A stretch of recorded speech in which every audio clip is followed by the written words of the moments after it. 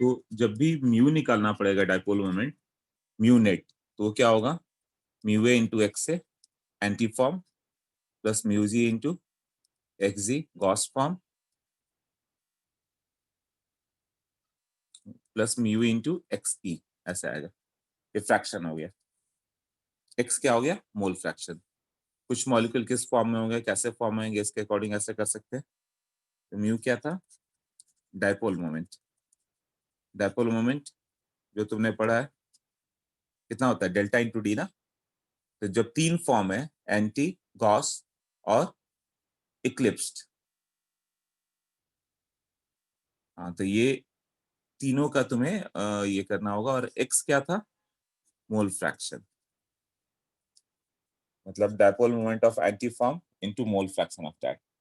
पर dipole moment of anti form, जैसे कि ये ले लो Cl H H और यहाँ पे Cl, इसके पैरेलल H और ये H, इसका म्यू ए 0 होगा। डायपोल मोमेंट 0 होगा ना, Cl को कैंसिल करेगा, H को कैंसिल करेगा, और वही ए फॉर एंटी फॉर्म, वही mu goes not equal to 0 होगा, ऐसे होगा ना। अब टेम्परेचर जब तुम इंक्रीज करोगे तो जो अनस्टेबल फॉर्म उसका ये अमाउंट इंक्रीज करेगा, तो गॉस का अमाउंट इंक्रीज होगा, तो डायपोल मोमेंट भी क्या होगा, इंक्रीज होगा। हाँ, तो ये पूछे कि टेम्परेचर इंक्रीज करने पे क्या हो सकता है डायपोल मोमेंट। तो एंटी फॉर्म का तो 0 था, जो है गॉस का ही है ना, म्यू गॉस इंटू उसका मोल फ्रैक्शन कितना है, 20% की 30%, तो बढ़ते जाएगा। क्यों, टेम्परेचर इंक्रीज करोगे तो जो लेस स्टेबल फॉर्म है उसमें कन्वर्ट होगा ना, और टेम्परेचर डिक्रीज करोगे तो किधर जाएगा, एंटी फॉर्म की ओर कन्वर्ट होगा। हाँ वैष्णव बोलो। आपने तो कहा था ये जो फॉर्म्स है कॉन्फॉर्मर्स है वो कभी आइसोलेट नहीं कर पाए हम लोग, और ना ही उनका कोई फिक्स्ड फॉर्म रहता, वो घूमते रहते घूमते रहते। हाँ, वो जब 0 केल्विन आएगा ना तभी आएगा, वो हम एक लोग। फिक्स फॉर्म पे आ सकते हैं। ऐसा क्वेश्चन जेई में आया था, बुकलेट में देखा है ना। वो तुम्हें म्यू ए 0 मान के चलोगे, तुम्हें म्यूजी दिया रहेगा और म्यू यू पूछा हुआ। सर एक्स वो तो ठीक है, पर हाँ, आपने कहा 0 केल्विन पे। नहीं वो नहीं कर सकते। मान लो कि ये तीन फॉर्म है, तब की हम लोग बात कर रहे हैं, एंटी फॉर्म, गॉस फॉर्म और इक्लिप्स को नहीं। तो स्क्यू फॉर्म तो इनफाइनाइट है, 1 डिग्री, 2 डिग्री, 3 डिग्री, उस पर तो बहुत सारे हैं ना। हाँ सर। हाँ, तो वो तो इनफाइनाइट फॉर्म से उसको तो ले ही नहीं रहे हम लोग। तीन ठीक है। स्टेबल फॉर्म जब होगा, तो मान लो कि एंटी, गॉस और इक्लिप्स में आ गया है, तब अभी इस वो पे क्वेश्चन बनाए तो मोल फ्रैक्शन कैसे इन्होंने, कैसे क्या क्या बोलेंगे मोल फ्रैक्शन के बारे में लोग। वो मोल फ्रैक्शन उन्होंने दिया है कि मान लो कि एंटी का मोल फ्रैक्शन 0.3 है, इन्हीं तीन फॉर्म एग्जिस्ट करता है, पहले तो वो क्लियर कर देते हैं, हाँ। और उसके बाद दो का मोल फ्रैक्शन दे देते हैं। और म्यू ए 0 है, ये तुम्हें समझना होगा। हाँ। और एक्स तब एक्स जी और म्यू जी में से एक कोई मोल फ्रैक्शन होगा, निकल जाएगा, जैसे तो म्यू। अगर हम लोगों को मोल फ्रैक्शन के बारे में कमेंट करना था कि इन तीनों के कंपैरिजन में मोल फ्रैक्शन रिलेटिव कितना होगा, कि हाँ इसका स्टेबिलिटी ज़्यादा है तो ज़्यादा मोल फ्रैक्शन रहेगा, इसका ऐसा कुछ वैसे है क्या। हाँ, ये तो है, ये सर्टेन है कि उस फॉर्म में वो ज्यादा रहेगा। क्या होता है कि मॉलिक्यूल का दो फॉर्म है, एक मोर स्टेबल फॉर्म, एक लेस स्टेबल फॉर्म। तो जब टेम्परेचर कम है तो वो काइनेटिकली कंट्रोल जैसा मान के चलो कहाँ होगा, टेम्परेचर कम है मतलब एनर्जी ही नहीं है, तो मोर स्टेबल फॉर्म में वो ज्यादा पड़ा रहेगा, हाँ। स्टेबल फॉर्म की ओर कम होगा। मतलब लेस स्टेबल मतलब मोर एनर्जेटिक फॉर्म, उसमें स्ट्रेन एनर्जी है ना। हाँ। तुम हीट दोगे तो लेस स्टेबल फॉर्म की ओर कन्वर्ट होते चला जाएगा, एनर्जी ऑब्जॉर्ब हाँ। करके। ओके, हाँ। ठीक है। ठीक है। ये क्वेश्चन भी देख लेना जो भी था। हाँ।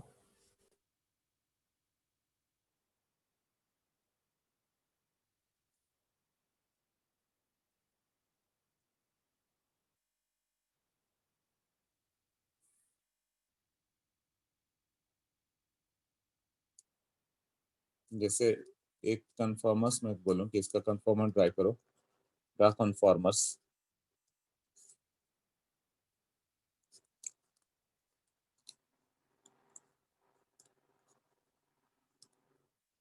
CH3। नाउ थिंक कि इसके अबाउट कन्फर्मर्स कैसे ड्रॉ करोगे।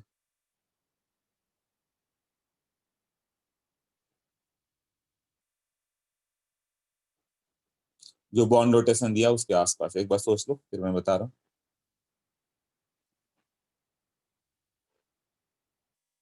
मान लो गॉस फॉर्म दिखाना है, कैसे दिखाओगे गॉस फॉर्म।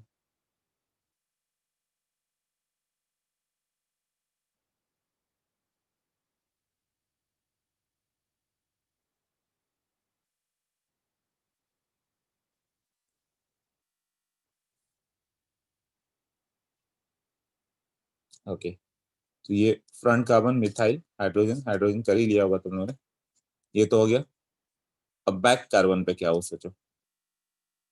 बैक कार्बन के पास दो ये रिंग वाला पार्ट हो गया, तो यहां से दिखाओगे, और ये यहाँ पे एक हाइड्रोजन ऐसे।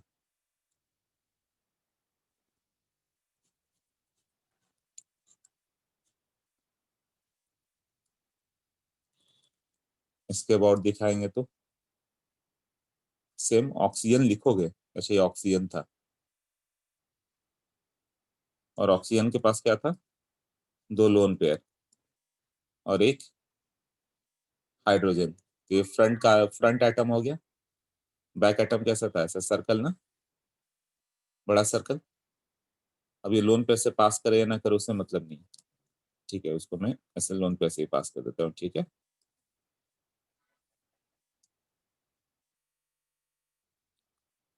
हम्म, अब इसके पास क्या होगा,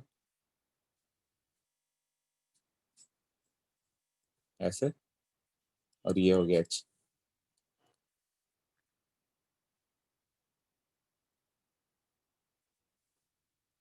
जैसे ऐसे दिखाया कि theta equal to 60 degree. Double bond है तो कैसे दिखा दें।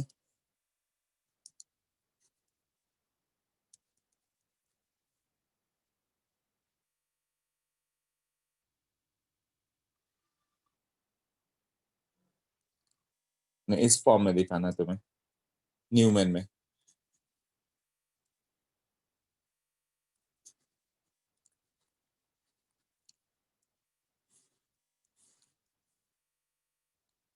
तो सामने वाले कार्बन से तुम्हें कैसे दिखेगा, H दिखेगा ऐसे, और यहाँ पे Cl दिखेगा, और बैक कार्बन पे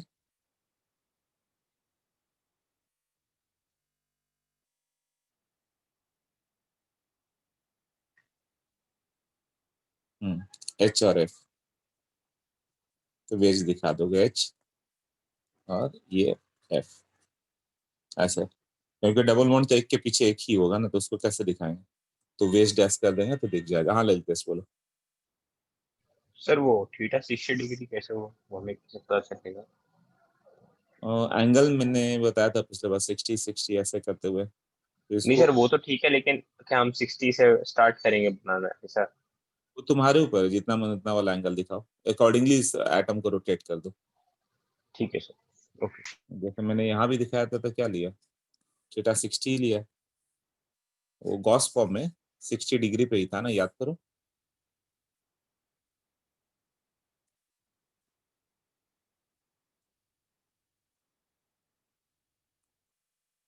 okay, now confirmation of cyclohexane कर।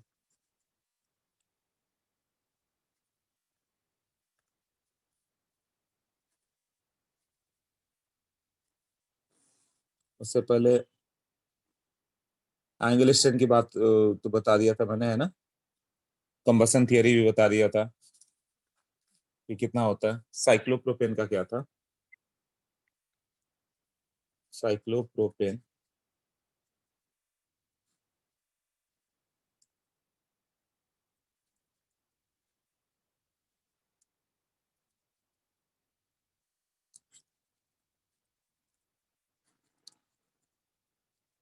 इसको बोलते हो एंडोसाइक्लिक बॉन्ड, क्योंकि साइकिल के अंदर है, और ये होता है एक्सोसाइक्लिक बॉन्ड।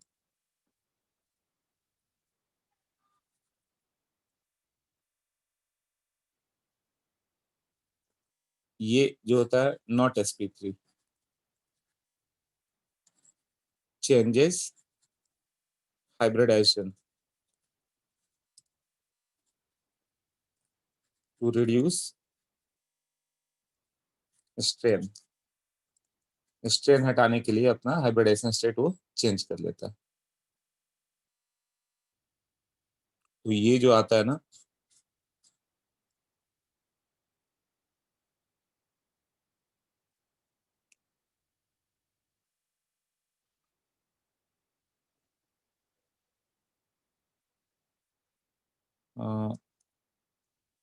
वो बेंड्स रूल, केमिकल बॉन्डिंग में एक रूल था, बेंड्स रूल था ना। तो यहाँ पे ये एंगल 120 डिग्री है, तो यहाँ भी 120 डिग्री आता है। तो ये जो एंगल आता है, ये जो ओवरलैपिंग होता है इसका, इधर तो इसने sp3 दिया, इस कार्बन को तो प्रॉब्लम नहीं आ रहा। नहीं, इसी कार्बन को, मतलब सब तो एक ही जैसा है। तो ये sp4 और sp5 में होता है। sp4 sp5 में परसेंट पी का percentage character, percentage character equal to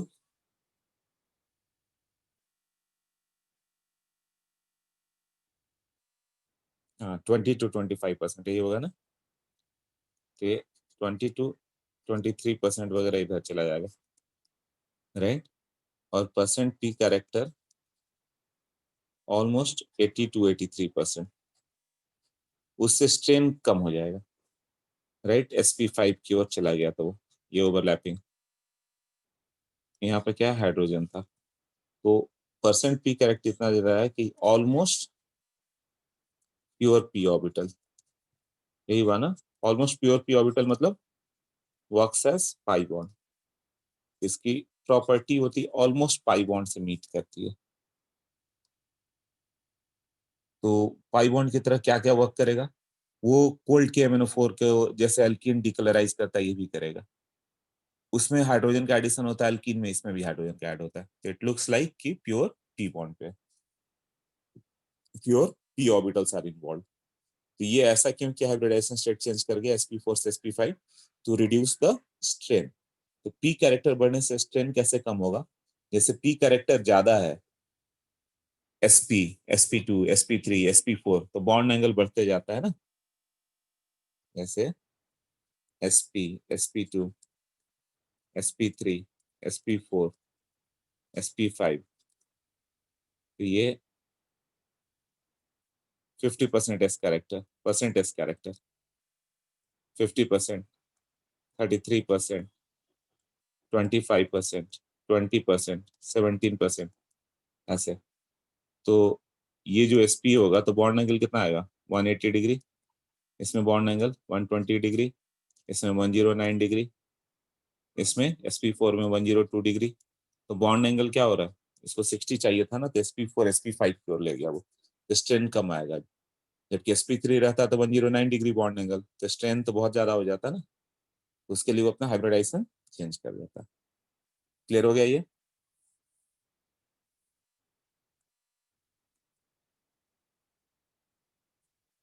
हाँ वैष्णव बोलो।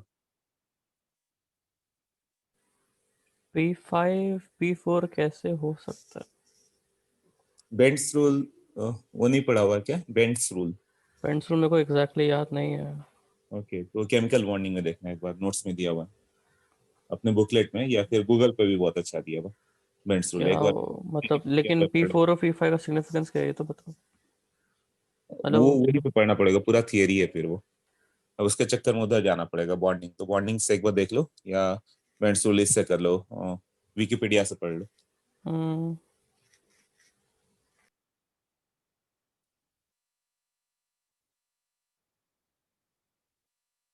ये चीज विकिपीडिया से नहीं क्लियर है, कि जिन लोगों को भी बेंड्स रूल याद नहीं है, एक बार देख लेना, बहुत अच्छे से दिया हुआ वहाँ पे। साइक्लोप्रोपेन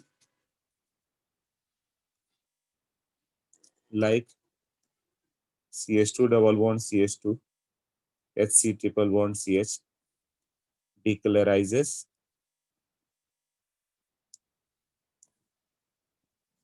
KMnO4 कौन सा कोल्ड KMnO4 ना, बेयर्स टेस्ट,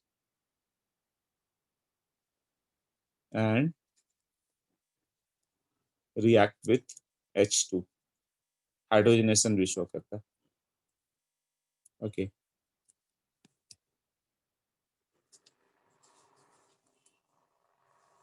ओके कोई बात नहीं, इसमें से एक बार पढ़ लेना, क्लियर हो जाएगा ना। अब साइक्लोब्यूटेन बीच में ही छोड़ दिया तो चैप्टर। ओके ठीक है, तो इसके बारे में कैसे नहीं, ये नहीं पढ़ा हुआ तो इसको उधर नहीं जा सकते हम लोग, जो चैप्टर से रिलेटेड वो चैप्टर में ही करना। हाँ ललित सर आप चलो। साइक्लो एल्कीन के बारे में क्या बता रहे थे? वो साइक्लोएल्कीन जैसा ही बिहेव किया ना, प्योर पी ऑर्बिटल है। साइक्लोएल्कीन कॉन्फॉर्मेशन है, ऑफ साइक्लो अल्कीन जैसा है। एल्कीन। अच्छा, ये जो साइक्लोएल्कीन साइक्लोप्रोपेन है, ये इसका कन्फर्मेशन साइक्लो एल्कीन की तरह होगा ये? अब नहीं नहीं, मैंने बोला कि जो साइक्लोप्रोपेन है वो उसमें प्योर पी ऑर्बिटल जैसा बिहेव कर रहा है, तो प्योर पी ऑर्बिटल अल्कीन है, तो साइक्लोप्रोपेन अल्कीन जैसा बिहेव करता है। ठीक है सर।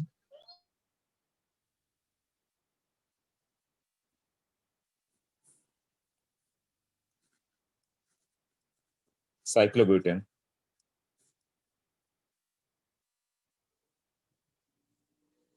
उसमें क्या हो जाता है, जैसे ये लोग है एंगल स्ट्रेन ये 90 डिग्री आएगा, तो टू रिड्यूस एंगल स्ट्रेन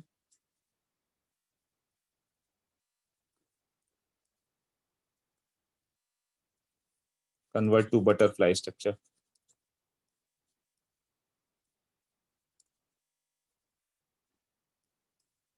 मतलब ये नॉन प्लेनर होता है बेसिकली, इसके बारे में ज्यादा पढ़ना नहीं है, बट ये होना चाहिए कि अच्छा वो प्लेनर तो ये भी नहीं है, तो साइक्लोहेक्सेन नहीं, साइक्लोब्यूटेन भी प्लेनर नहीं है, साइक्लोपेंटेन भी नहीं है, साइक्लोब्यूटेनॉल अभी तक कहीं पूछा नहीं है, कभी आईटी में आ गया तो आ गया। इसमें रिंग स्ट्रेन सबसे कम होगा, इसमें एंगल स्ट्रेन कितना आ जाता, 109 डिग्री 28 मिनट माइनस 90 डिग्री ना, ऑलमोस्ट 20 डिग्री, और इसमें एंगल स्ट्रेन सबसे कम होगा। एंगल स्ट्रेन कितना होता है, 109 डिग्री 28 मिनट होना चाहिए था, और है करीब 108 डिग्री, ऑलमोस्ट 1.28 डिग्री। तो एंगल स्ट्रेन बहुत स्ट्रक्चर है, मतलब ज्यादा है नहीं, तो ये प्लेनर ही रहता है, बस ओपन इनवेलप शेप बन जाता है to reduce the strain, open envelope shape. Envelope को खोलते हो तो कैसा दिखता है, वैसा हो जाता है, to reduce torsional strain, to reduce torsional strain. ये दोनों आईटी जेई में मेंस या एडवांस में आज तक नहीं पूछा गया, फिर भी हम लोग कवर कर देते हैं कि कभी भी आए तो तुम्हें याद रहना चाहिए दोनों का शेप क्या होता है। हाँ साइक्लोहेक्सेन हर जगह है, यही आता है, तो इस पे ध्यान देना। साइक्लोहेक्सेन इसमें क्या क्या है, chair form, board form, twist board, इस तरह से हो गया। तो इसमें भी क्या होगा, इनफाइनाइट नंबर ऑफ कन्फॉर्मर्स, तो सब में है, out of which 4 are study.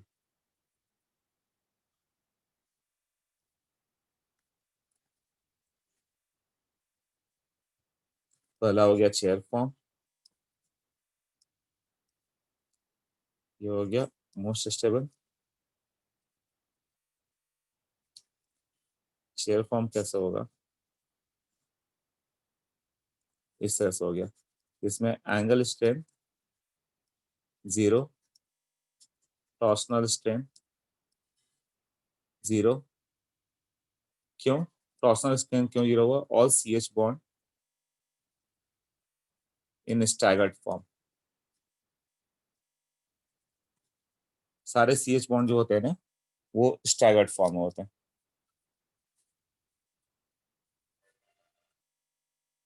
कैसे होते हैं उसे मैं दिखाता हूँ। और एंगल स्ट्रेन क्या होता है, इसका एंगल स्ट्रेन तो होता है ना, साइक्लोहेक्सेन का एंगल स्ट्रेन कितना होता है, ये एंगल स्ट्रेन 109 डिग्री 28 मिनट होना चाहिए, और ये 120 पे है, तो ऑलमोस्ट 10 डिग्री का एंगल स्ट्रेन है। सो ये कन्फर्म करेगा। इफ प्लेनर, तो इतना एंगल स्ट्रेन होता है, तो प्लेनर रहेगा ही नहीं, तो प्लेनर से चेंज होकर ऐसा आ जाता है कि एंगल स्ट्रेन ही ना रहे, तो एंगल स्ट्रेन अपना जीरो कर लेता है चेयर फॉर्म बोट फॉर्म वगैरह आ गया, टॉर्सनल स्ट्रेन इसमें पड़ जाता है। तो जब चेयर फॉर्म होगा तो टॉर्सनल स्ट्रेन भी कम होता है, क्यों उसको बताता हूँ। दूसरा है ट्विस्ट बोट। एक बोट लो, उसको दोनों साइड से लेकर दोनों बेस पकड़ के ट्विस्ट कर दो,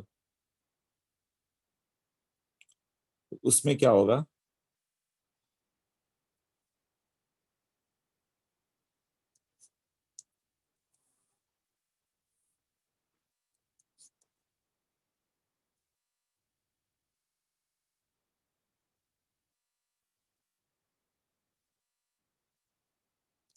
ऐसे बोट को लेकर ट्विस्ट कर दिया गया, टेढ़ा मेढ़ा कर दिया गया। 4 3 5 1 2 6 1 2 3 4 5 6 ऐसे है। एक बोट ले लो, बोट ऐसे होता है ना, इसको यहां से ट्विस्टिंग कर दो, ये ऐसे ट्विस्ट कर दो, तो ये पार्ट यहाँ पर है और ये वाला पार्ट यहाँ पर है, तो समझ में आया चाहे नहीं कैसे है, और तुम्हें ये मालूम चले एंगल स्ट्रेन कितना है और ये कितना है, बस इतना ही मतलब है। इसमें भी angle strain zero, torsional strain zero, but less stable than chair form.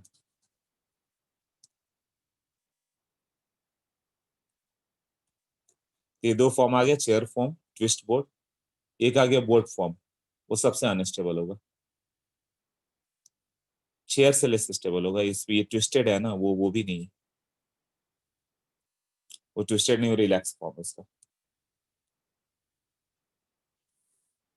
और थर्ड हो गया बोट फॉर्म। बोट फॉर्म में कैसा होगा,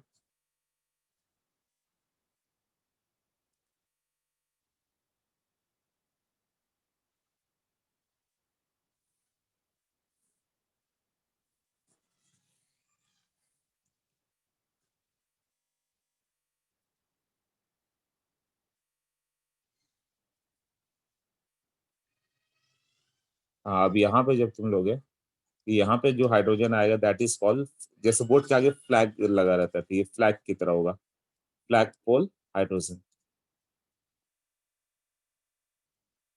इसमें रिपल्सन होगा ये और इसमें, उसके कारण क्या होता है, एंगल स्ट्रेंथ इसका जीरो होगा, वो तो फ्लिपिंग करके एंगल स्ट्रेंथ खत्म कर दे रहा है वो अपना, टेंसनल स्ट्रेंथ हाई होगा, क्योंकि सब एक दूसरे के सामने होंगे, बोट फॉर्म है ना, तो जैसे ये हाइड्रोजन सामने है, इसके सामने दूसरा हाइड्रोजन होगा, तो इसमें रिपल्सन होगा। ये हाइड्रोजन इस प्लेन में है, इसका भी हाइड्रोजन इसके जस्ट सामने होगा, सब इक्लिप्स फॉर्म होंगे। तो बोट फॉर्म, इसको नंबर करके बताता हूँ, ये 1 2 3 4 5 6 ऐसे हो गया। तो बोट फॉर्म क्यों अनस्टेबल है,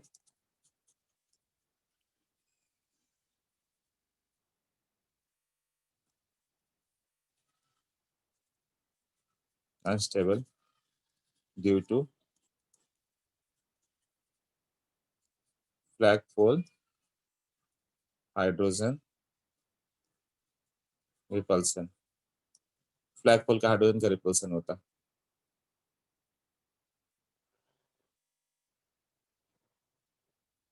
मतलब स्टेरिक रिपल्सन हो गया।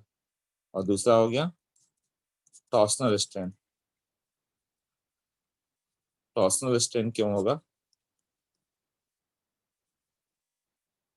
इट इज प्रेजेंट एट, क्योंकि इक्लिप्स फॉर्म आ गया C2 C3 and C5 C6, ये सबके हाइड्रोजन एक दूसरे के सामने ही हो जाएंगे, इसके लिए इसमें आ जाता है बोट फॉर्म हाईली अनस्टेबल, दो रीजन, फ्लैगपोल रिपल्सन और टॉर्सनल स्ट्रेन। अब हाफ चेयर,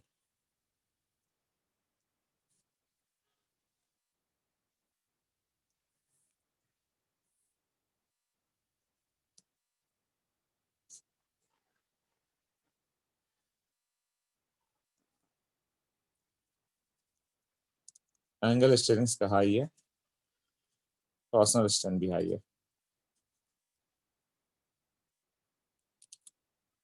ये ऑलमोस्ट प्लेनर जैसा ही तो हो गया ना।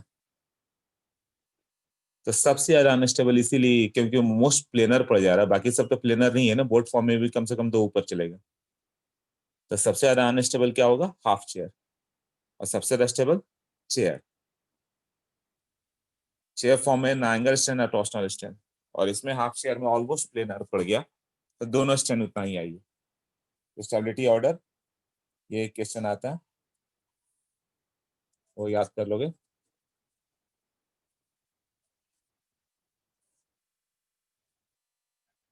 Chair form, then twist boat, then boat,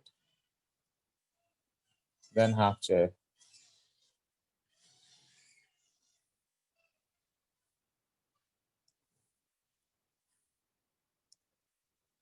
हाँ,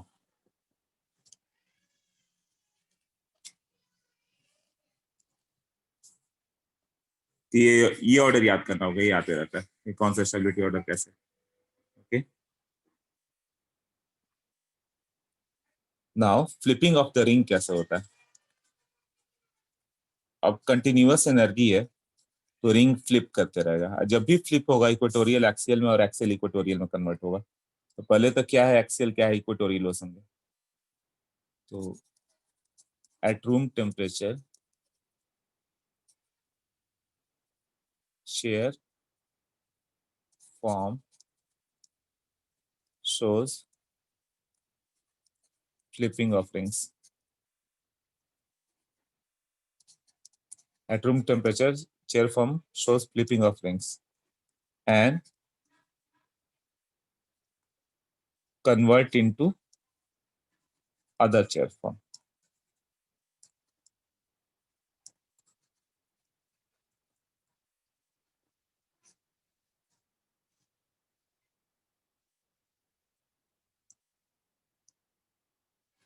ये हाइड्रोजन जब भी एक्सियल होगा तो ये ऊपर वाले कार्बन को ऊपर दिखाओगे, ये एक्सियल इधर होगा।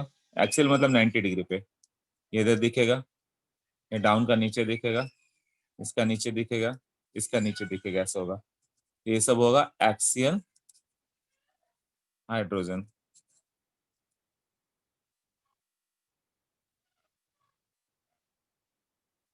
Okay.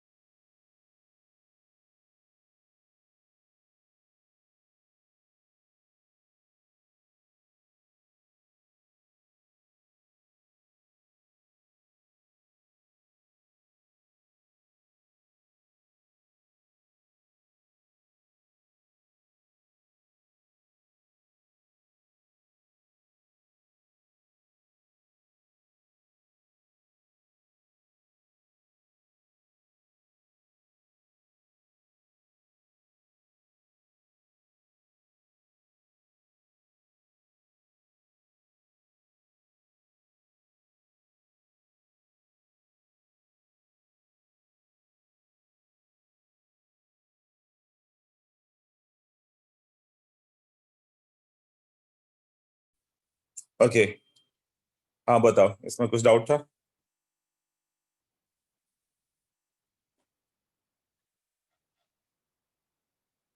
All the bonds are flexible, हाँ ये रेगुलर मूविंग होंगे।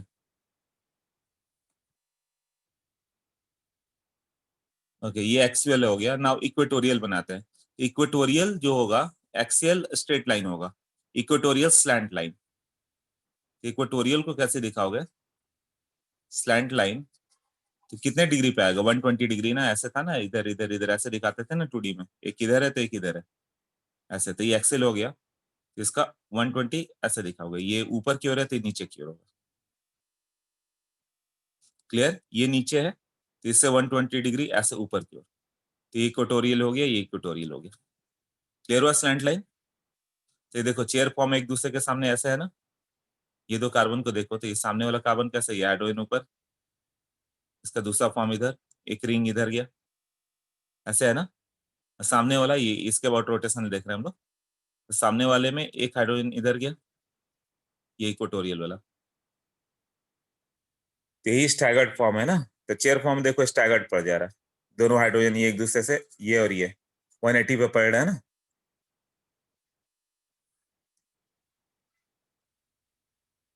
हाँ, तो ये हो गया इक्वेटोरियल का फॉर्म। तो वही था कि इसमें स्टैगर्ड फॉर्म दिखेगा तुम्हें। ओके, तब इसको कैसे दिखाओगे इक्वेटोरियल? ये जो हाइड्रोजन हो गया हमेशा रिंग से बाहर दिखाया जाता है, रिंग के अंदर नहीं। ये हो गया ना, तो ये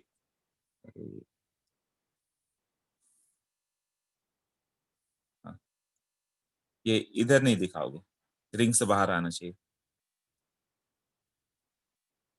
तो रिंग से बाहर इसको 120 पे हाइड्रोजन दिखा दो।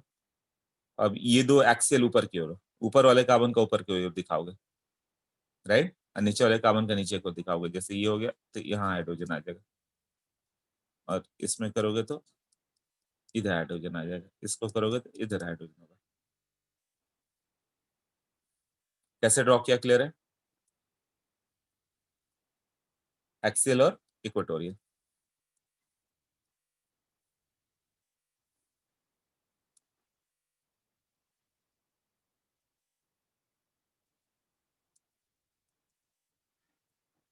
ओके, नाउ फ्लिपिंग होगा तो कैसे होगा?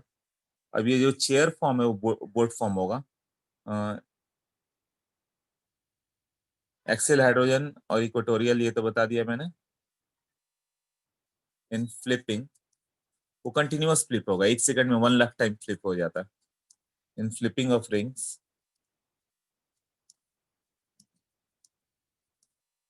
axial bonds convert to equatorial and equatorial flips to axial। ये 10⁵ फ्लिपिंग पर सेकंड ऐसा मान के चल सकते हो। 10⁵ फ्लिपिंग पर सेकंड करीब करीब। ओके,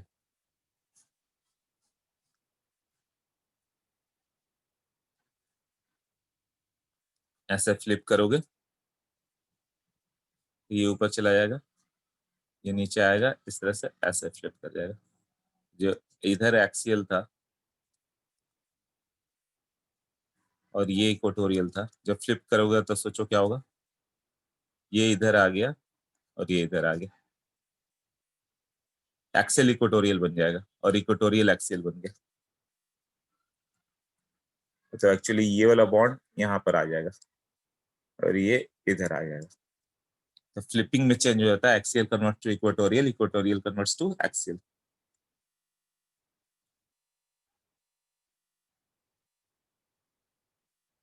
तो स्टेबिलिटी मैंने बताया था कि फ्लिपिंग से कैसे करना है। जैसे कि ये, हाँ वो तुम्हें स्टैगर्ड फॉर्म समझाना था अभी। इधर हाँ, इसमें हाइड्रोजन इसको ऊपर ले लो, इसका हाइड्रोजन नीचे ले लो, यही है ना। ये हाइड्रोजन नीचे होगा तो 120 पे इधर होगा और इसका 120 पे इधर होगा। जब इस कार्बन की हम लोग बात करें, नंबर कर देते हैं तब ठीक होगा। 1 2 3 4 5 6। C4 C5 की बात करें हम लोग, यहाँ पे पॉइंट पे C4 है, ये हो गया हाइड्रोजन, और यहाँ पे C4 C5 जब तुम लोगे, इसको कहाँ दिखाया, रुक जाओ,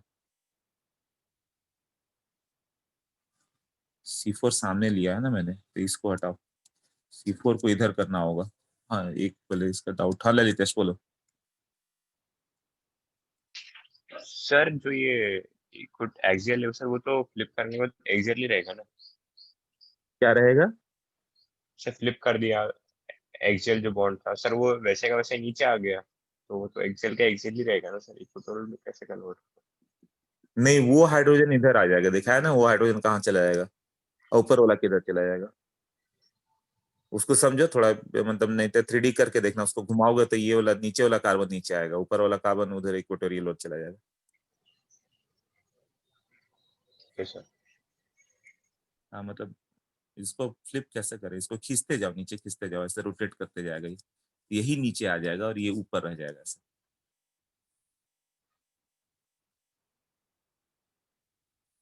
हाँ तो कौन सा कर लेते हैं हम लोग, C1 C2, हाँ ये पार्ट ना, इसमें C4 इधर ले लो, और ये इधर जाएगा, और एक इधर हो गया, ये इधर जो जाएगा, ये कौन सा कार्बन आएगा, थर्ड आएगा, यहाँ पे एक हाइड्रोजन होगा, एक हाइड्रोजन होगा, ये C4 है, और C5 यहाँ पे बड़ा सा सर्कल ले लो, पीछे साइड जो है, वहाँ हाइड्रोजन ऊपर गया, एक हाइड्रोजन इधर गया, और एक इससे 120 डिग्री पे ऐसा है, ऐसे दिखा सकते हो ना, ये कौन सा C4 C5, ये फोर्थ कार्बन है, ये फिफ्थ कार्बन है। ये सबको क्लियर है कैसे ड्रॉ किया?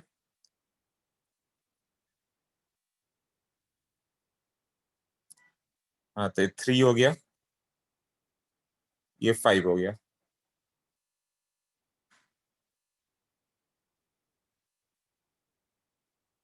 हाँ, अब ये यहाँ से जाएगा और ये इधर जाएगा, बताओ इसका कैसे करोगे, एक बार सोच लो, ट्राई करो C1 C2 ड्रॉ करने का।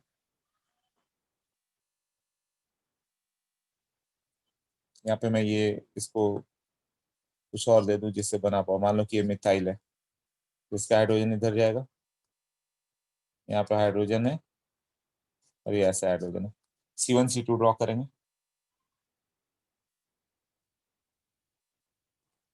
यहाँ सर्कल बना दो बड़ा, मेरे सामने जो है वो सेकंड कार्बन है, सेकंड कार्बन कैसे ड्रॉ करा वो सोचो।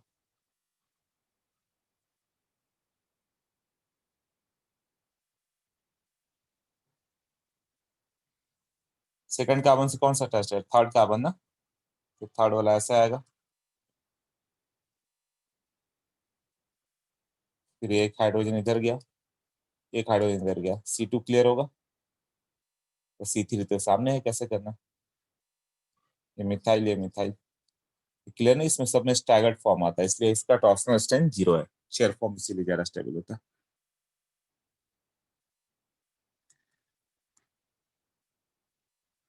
हाँ ये क्लियर हो गया सबको?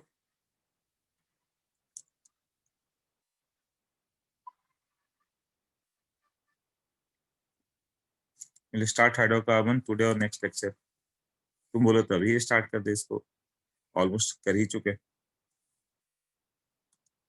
और जब हो गया तो पूरा ओवर कर लेते फिर स्टार्ट करेंगे ना।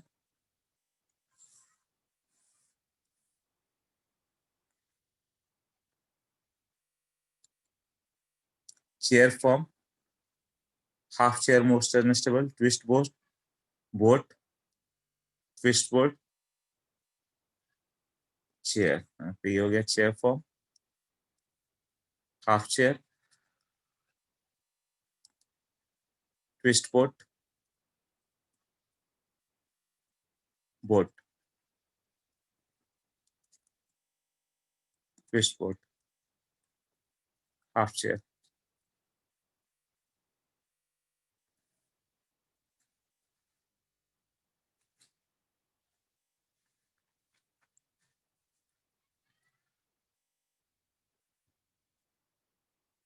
ओके, ये एनर्जी था। नाउ 1,3 डाईएक्सियल इंट्रैक्शन या रिपल्शन। 1,3 डाईएक्सियल का इंट्रैक्शन कैसे हो जाता है? ये रिपेल करते हैं यहाँ पे इधर, और एक जो है इस साइड, और एक यहाँ पे मान लो हाइड्रोजन हाइड्रोजन हाइड्रोजन है, इसमें रिपल्शन होता है।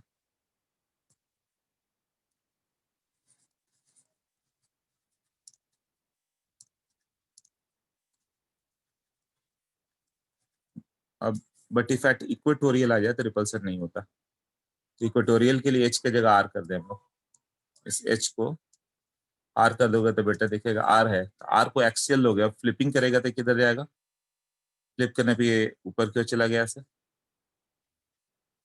हाँ, तब ये जो R था अब इक्वेटोरियल में आ गया, एक्सियल से इक्वेटोरियल पे इधर आ जाएगा ना, इधर R आ गया, तो अब इसका रिपल्शन होगा ही नहीं। और ये हाइड्रोजन चलो ठीक है, दोनों नीचे है, यहाँ और इसमें नो रिपल्शन ना। हाँ,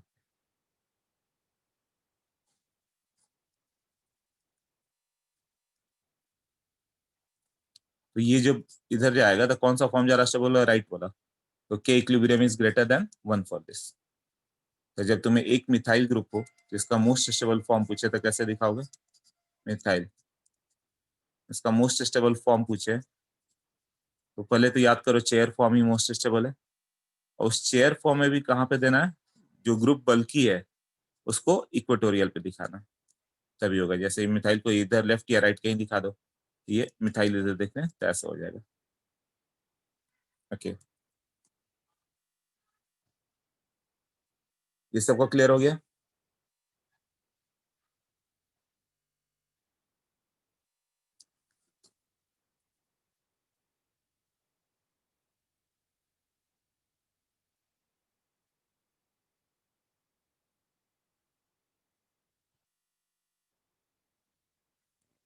वन फोर डाईहाइड्रोक्सी,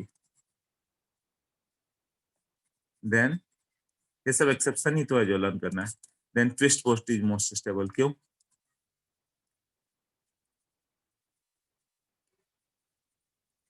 ये दोनों में हाइड्रोजन बॉन्डिंग आ जाएगी। ट्विस्ट बोर्ड तुम्हारा चेयर फॉर्म से थोड़ा ही लेस स्टेबल है ना,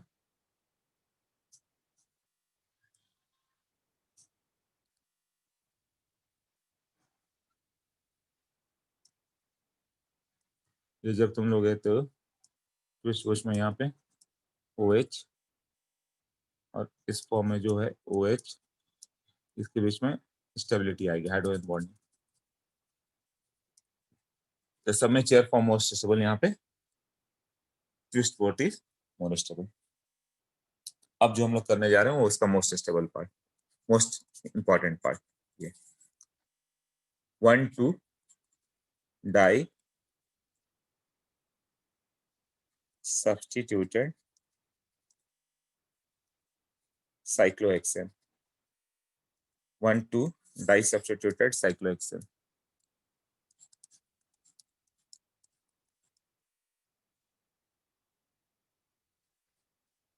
ये मिथाइल हो गया, यहाँ पे हो गया मिथाइल, ये ट्रांसफॉर्म था।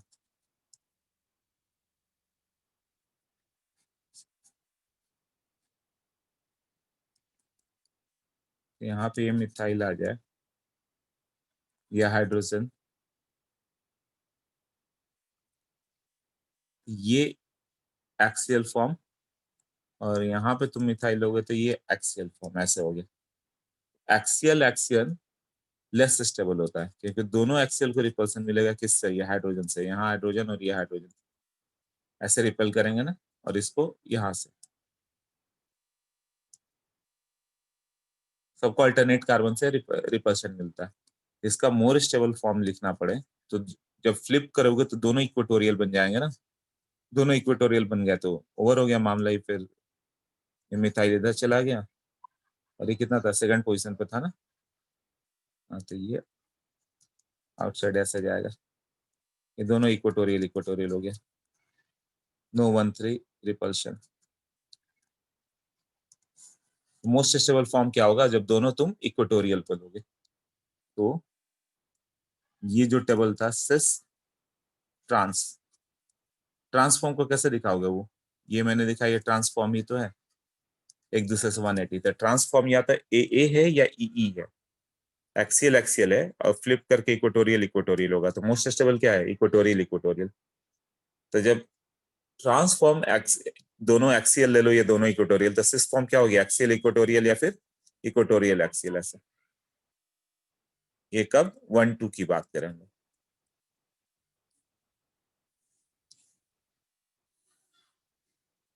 हाँ, और 1-3 की बात करें तो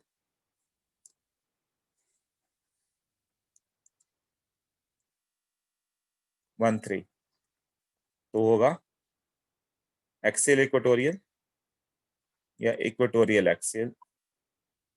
नहीं तो उल्टा हो जाएगा ना। अभी सिस के लिए दोनों ए जो होगा अभी ये हो जाएगा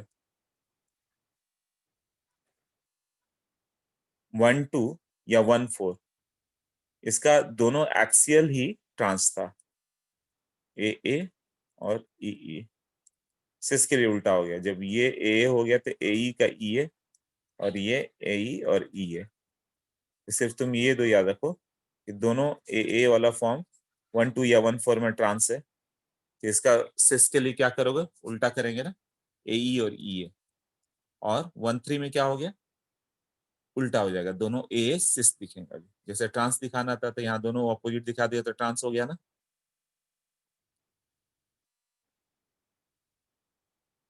1-2 पे और 1-3 पे ए सिस है, जैसे ये दोनों सिस कहलाएंगे। ये दोनों इक्वेटोरियल, ये क्या कहलाता है? यहाँ पे मिथाइल रहता तो ये सिस कहलाता ना, सेम साइड में।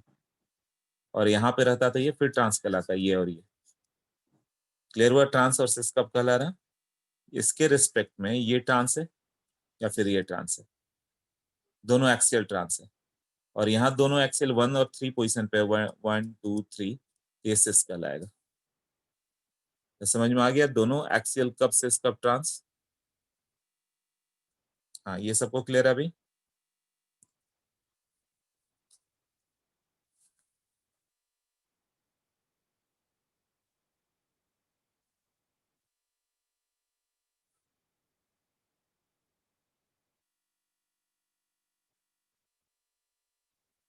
Okay, clear. मुझे ये बता, इसका पूछे कि मोस्ट स्टेबल फॉर्म कौन सा है?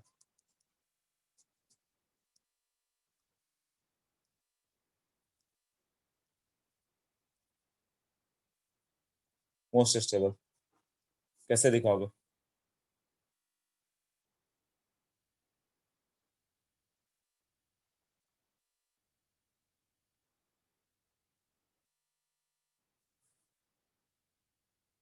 एक ही फॉर्म होगा, दोनों सिस है ना।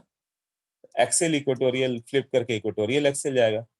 तो दोनों को रिपल एक्सेल पे जो है उसको तो रिपल्सन मिलना ही है। ए और ई में बात अलग था कि एक्सेल से बच के सीधे इक्वेटोरियल पे आ गया। यहाँ एक ने एक तो एक्सेल पे पड़ेगा, ये एक्सेल हो गया और ये इक्वेटोरियल हो गया। यहाँ पे मिथाइल ले लो, अरे एक की जगह मिथाइल ले लो, फ्लिप करोगे तो क्या फर्क पड़ेगा?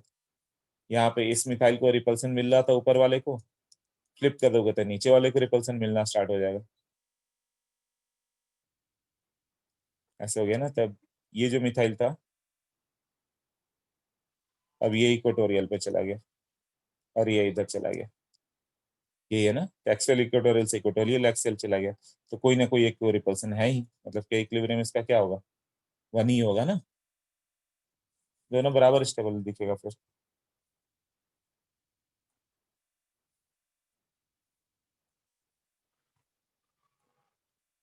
हाँ, अब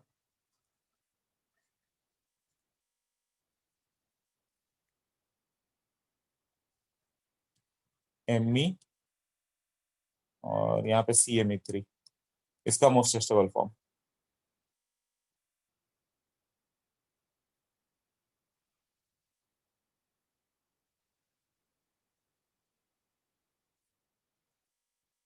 या इसको भी ऐसे ही लो, हाँ ए ही होगा ना, ट्रांस, ट्रांस होगा तो ए नहीं होगा, ये मुझे सिस और ट्रांस बना ही नहीं था, अभी इसको बना दिया।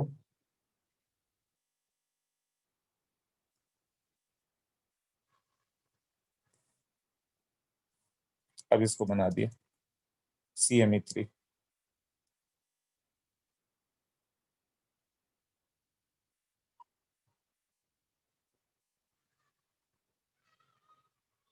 इसका सिस ले लो, ट्रांस में तो चल जाएगा बात, ट्रांस रहता तो दोनों ए होता, इफ ट्रांस तो क्या होता है ई मोर स्टेबल, बट अभी क्या होगा, या तो ए ई या ई है, तो जो बड़ा ग्रुप है वो ज्यादा रिपल्सन देगा, इसको किधर प्लेस करोगे, इक्वेटोरियल,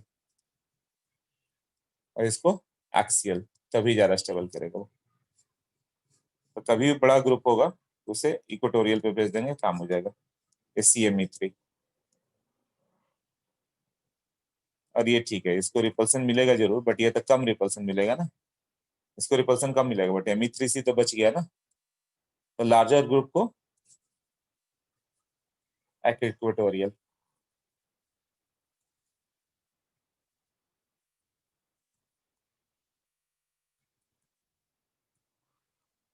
ओके,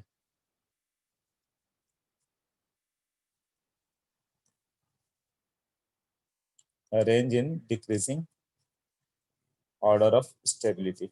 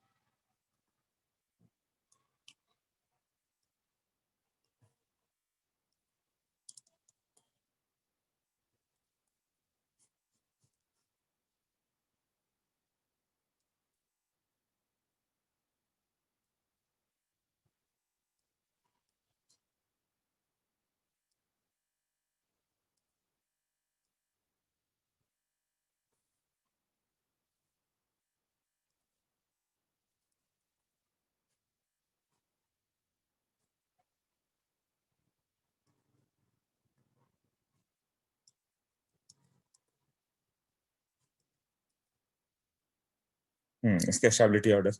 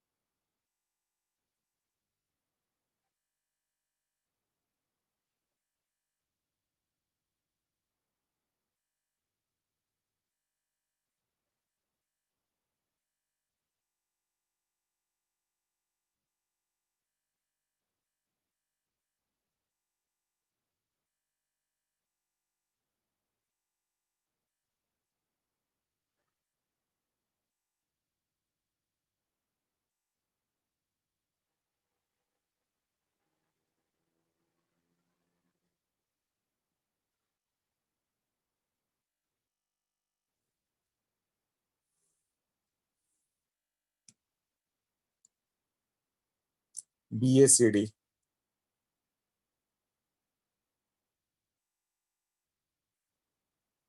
बस केवल वैष्णव का आंसर आया और किसी का नहीं।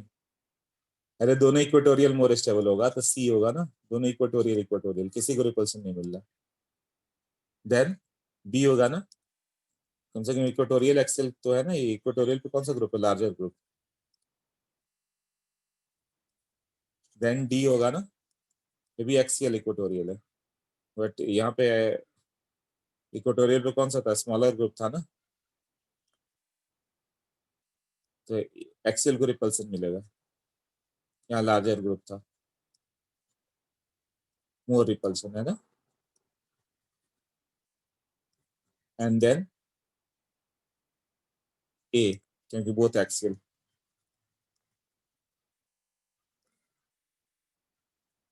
आई थिंक सबको क्लियर हो गया कैसे करना है। ओके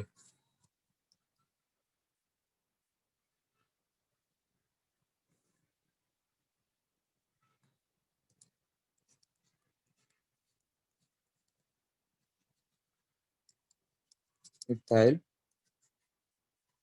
मिथाइल मिथाइल, इसका मोस्ट स्टेबल फॉर्म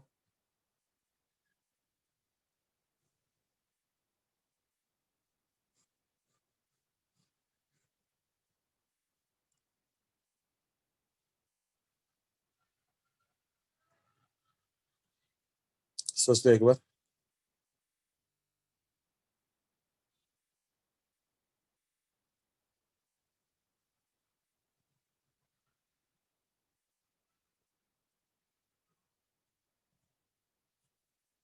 हो गया होगा। इथाइल कहाँ जाएगा, इक्वेटोरियल पे ना, और मिथाइल एक्सियल पे। सिस फॉर्म है ना, एक्सियल इक्वेटोरियल इक्वेटोरियल एक्सियल, तो इसको एक्सियल रखो, इसको इक्वेटोरियल कर दो। और इथाइल और मिथाइल 1 2 पे क्या था, ट्रांस था, तो यहाँ पे मिथाइल होगा, तो ये मिथाइल यहाँ पे ट्रांस जाएगा।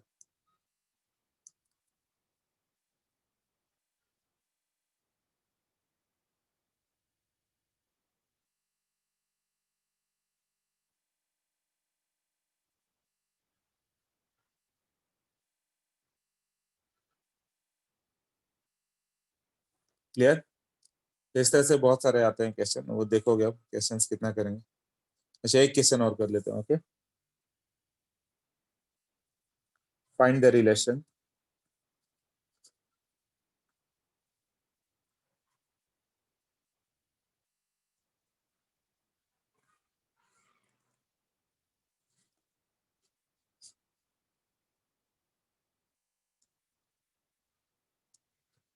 यहाँ पे Cl है,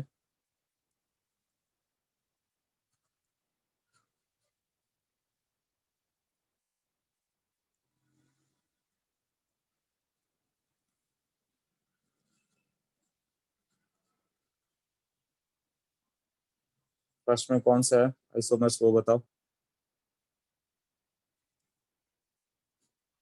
chain position, metamers, conformers, what.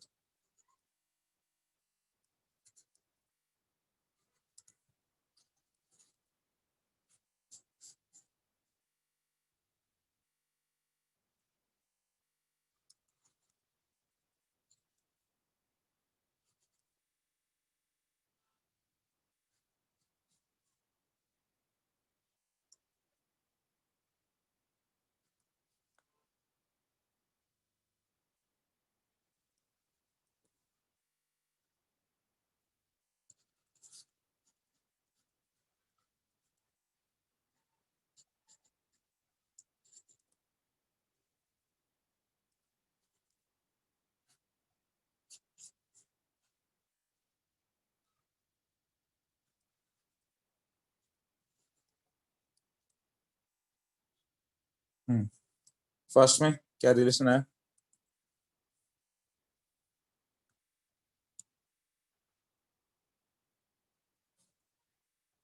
वो दोनों आपस में कौन सा आइसोमर्स कहलाएंगे।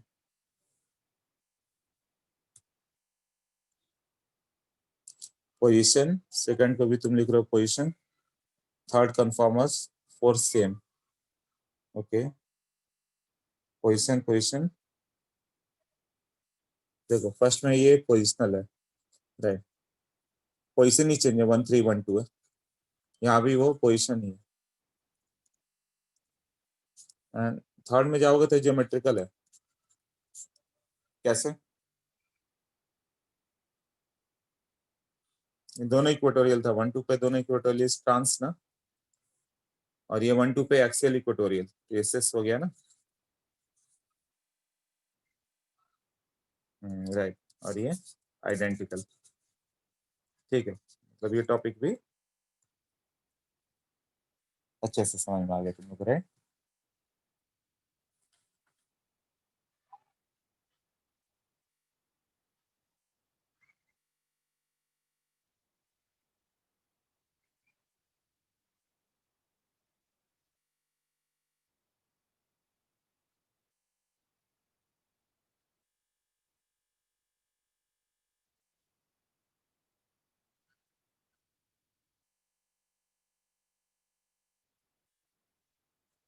ओके, तो अभी हम लोग न्यू टॉपिक का लेक्चर स्टार्ट करेंगे। हाँ, क्वेश्चंस करते हैं न्यू टॉपिक में। नहीं, क्वेश्चन हो चुका अभी, फिर रिकॉर्डिंग मिक्स रहेगा। हाँ, ये रिकॉर्डिंग मिक्स ही जाएगा, ये टाइम है ना, फिर तुम इतना टाइम कहाँ से लाएंगे हम लोग। क्वेश्चन तुम्हें मिलेंगे, वो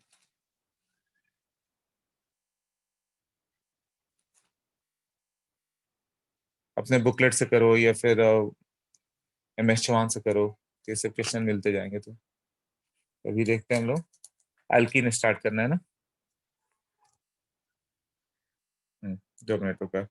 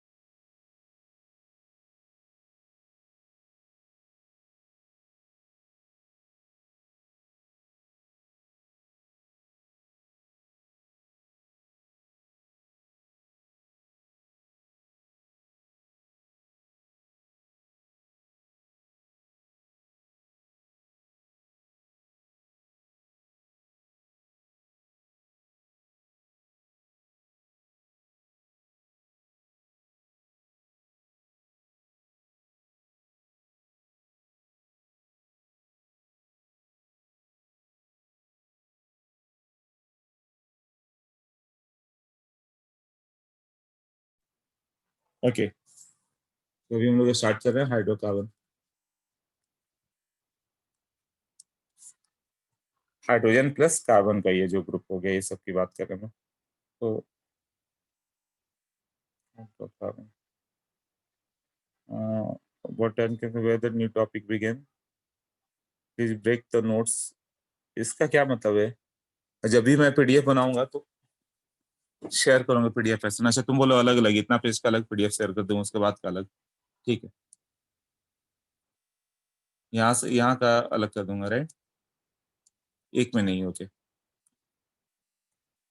मतलब इतना दूर का पेज का एक PDF बना के भेज दूंगा, यहाँ से यहाँ का अगला PDF।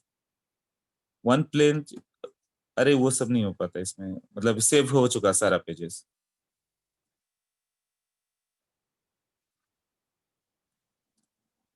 हाँ, तो हाइड्रोकार्बन में स्टार्ट करें हम लोग। तो पहले एल्केन, ज्यादा इधर उधर नहीं, उसमें फिजिकल प्रॉपर्टीज वगैरह पढ़ना। हम लोग प्रिपरेशन से स्टार्ट कर रहे हैं इसका। प्रिपरेशन ही इसका बहुत बड़ा है। पहला है from Grignard reagent.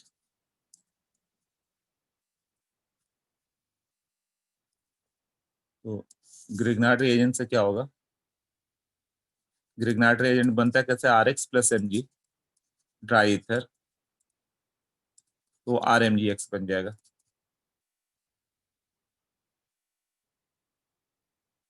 Dry ether दोगे, मॉइस्चर दोगे तो RH बन जाएगा। वाटर कहीं से भी नहीं होना चाहिए, इसी को हम लोग बोलते हैं ग्रिग्नार्ड रिएजेंट। ये था ना, RMgX plus any source of HA will convert to RH plus MgX से। मतलब R माइनस और MgX प्लस ऐसे।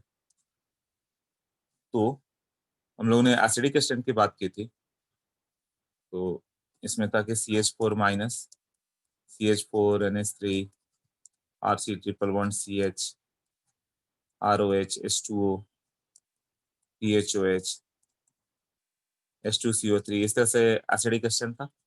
कंजुगेट बेस क्या होगा? CH3 minus NH2 minus RC minus RO minus OH minus PHO minus HCO3 minus, ऐसे है ना। हाँ ये पार्ट फिजिकल प्रॉपर्टीज पढ़ लेना, वो सब कैसे है, सब बॉइलिंग पॉइंट वगैरह सब जो बॉन्डिंग में पढ़ा ना, हर चैप्टर में हो ही जाएगा, सॉल्युबिलिटी वगैरह। इधर स्टेबिलिटी इंक्रीजेस, तो CH3 माइनस लिस्ट स्टेबल है, ये कहीं से भी H प्लस कैप्चर कर लेगा। CH3 माइनस कहाँ से बना सकते हो? जैसे तुम R माइनस बना दो, R माइनस मतलब वो क्या हो गया? R minus MgX plus. अब इसके सामने तुम NH3 दोगे तो उससे H प्लस लेके वो RH बन गया और खुद MgX NH2 आ गया। अब इसमें RC ट्रिपल बॉन्ड CH लोगे, वो भी अपना H प्लस देगा, क्योंकि यहाँ पे NH2 माइनस बना तो ज्यादा स्टेबल होगा। ये इसके आगे वाले जितने भी उन सबसे H प्लस अट्रैक्ट कर सकता है, ये मैंने उस समय बताया था। तो RH प्लस यहाँ भी क्या होगा? MgX के साथ C ट्रिपल बॉन्ड CR, यही होगा ना। तो R minus capture H plus from आगे वाले जितने भी हैं वो, जैसे कि अल्कोहल ले लो, RMgX इसको ऐसे मानना, R minus MgX plus plus NH3 क्या, अभी ROH ले लो, तो अल्कोहल भी इसको अपना H प्लस लेके जाएगा, RH प्लस खुद बन जाएगा MgX के साथ OR, और ROH के बाद कौन सा था? वाटर था, तो वाटर भी इसको अपना RH लेके जाएगा। इसीलिए ड्राई ईथर लेते हैं, मॉइस्चर नहीं लेते हैं। मॉइस्ट ले लोगे तो मॉइस्चर से ये इधर आ जाएगा। फिनॉल ले लो, फिनॉल में भी एसिडिक हाइड्रोजन है, वो भी यही करेगा, RH बनाएगा, PHO MgX बन जाएगा।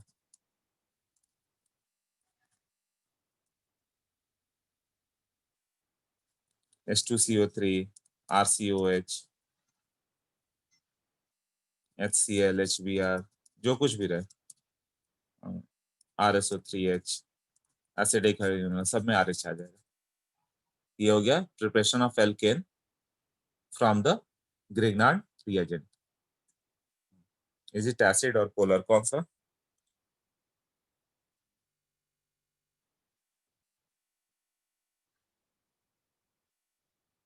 एसिड और पोलर। RMgX क्या होता है? मैग्नीशियम तुम्हारा 2 इलेक्ट्रॉन डोनेट करता है, एक हैलोजन को और एक R को।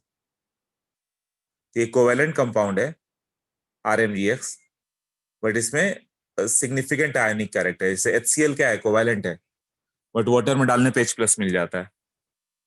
वाटर में डालोगे तो H प्लस मिल जाएगा ना, आयनिक की तरह बिहेव करता है। फिर RMgX पे क्या है? तुम्हारा कोवेलेंट कंपाउंड है, बट जैसे ही कहीं से H प्लस मिलेगा वो तुरंत तुम्हारा RH में आ जाएगा, R minus MgX plus. Grignard break ही होता है R माइनस MgX प्लस में, ऐसे याद रखोगे।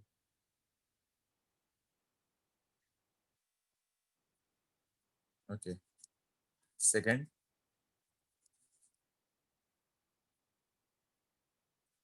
रिडक्शन की बात करें हम लोग, तो इसमें red phosphorus and conc HI, और ये मैजिक रिएजेंट कहलाएगा। ये जो कुछ भी रहे उस पर एल्केन कर देगा, मैजिक रिएजेंट। टेम्परेचर होगा 150 डिग्री से 200 डिग्री सेंटीग्रेड तक। तो जो भी कंपाउंड रहे उसे कन्वर्ट करोगे एल्केन में। हाँ ललितेश, सर आप प्रॉपर्टीज के रिगार्डिंग क्या बता रहे थे? क्या जोर से बोलो तुम? सर आप प्रॉपर्टीज के रिगार्डिंग क्या बता रहे थे? प्रॉपर्टीज मैंने बोला कि जितना फिजिकल प्रॉपर्टीज होगा तुम लोग पढ़ लेना, वो 2-4 लाइन में होगा, और केमिकल में पढ़ाते जाऊंगा।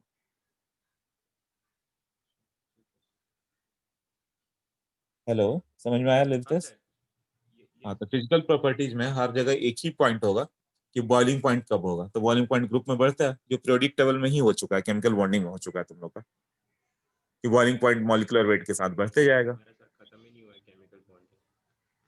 ठीक, कोई हाँ, बात तो नहीं सर। बस उतना ही है, वैन डर वाल्स फोर्सेज है और कुछ नहीं है।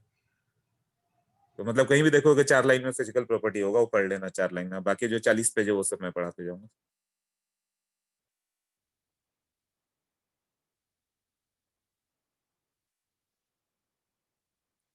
देखो कहाँ पे थे हम लोग, रिडक्शन में, हाँ participant।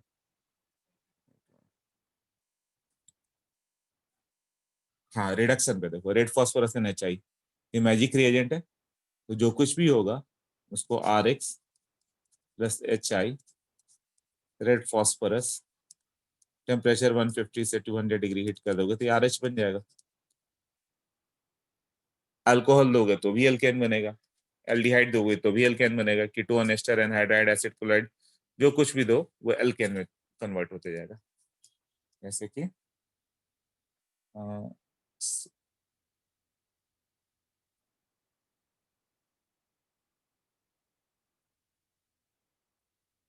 सब लिस्ट आउट कर दो प्लीज, मैं तो क्या बोल रहे व्यस्त हूँ।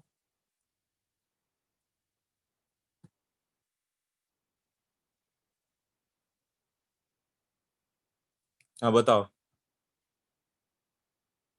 अच्छा ये जो मैं अभी टॉपिक पढ़ा रहा था तुम वो बोल लो।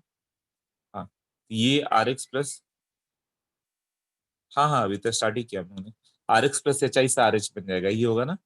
तो जो कुछ भी रहे उसको तुम्हें कन्वर्ट करते जाना है। अब जैसे कि C2H5OH है, ये पूछता है कितना मोल एच आई लोगे तक कन्वर्ट होगा, तो तुम्हें एल्केन तो बनाना है। तो हाइड्रोजन जो होगा ऑक्सीजन से भी रिएक्ट करेगा और इसको भी हटाना है, तो एक हाइड्रोजन तो यहाँ पे आएगा H2O बनाने के लिए, एक हाइड्रोजन यहाँ पे चला जाएगा, राइट। तो कितना एच आई चाहिए, 2 moles H I R needed ना। हाँ तो यहाँ पे क्या होगा, 2 मोल्स ऑफ एच आई। तो ये पूछता है कितना मोल एच आई, ठीक है, तो हो जाएगा ना C2H6 plus I2 plus H2O।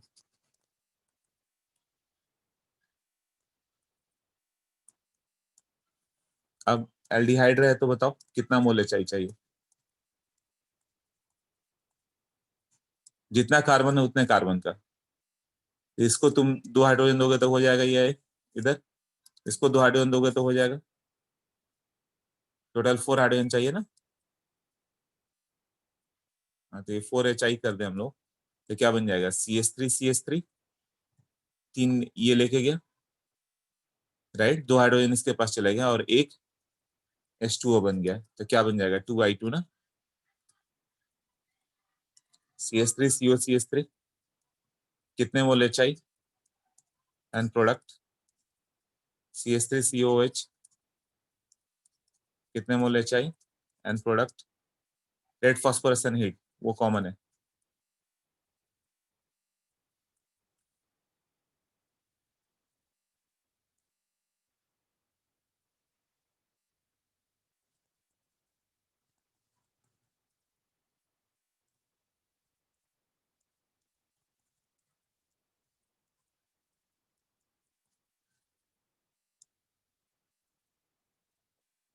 सब में कितने एच आई चाहिए वो सोच के बताओ।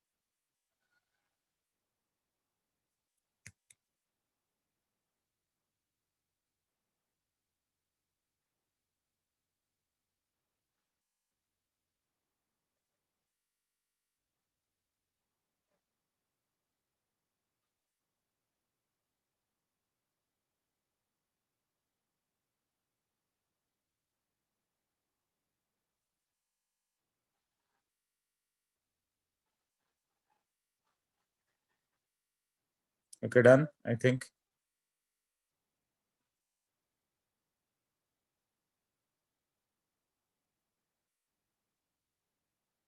Eight, 4, 5, 7 and 10. ओके, ठीक। एक्सरसाइज इसमें कितना होगा? इसमें इसको हाइड्रोजन दोगे, इसको दो हाइड्रोजन दोगे, यहाँ दोगे, यहाँ पर दोगे, 2HI से काम चल जाएगा। सॉरी, 2HI नहीं, 4HI से काम चल जाएगा। ये आ जाएगा CH3 CH2 CH3 plus 4HI था ना, तो 2I2 आ जाएगा ना, और एक ऑक्सीजन था, तो H2O।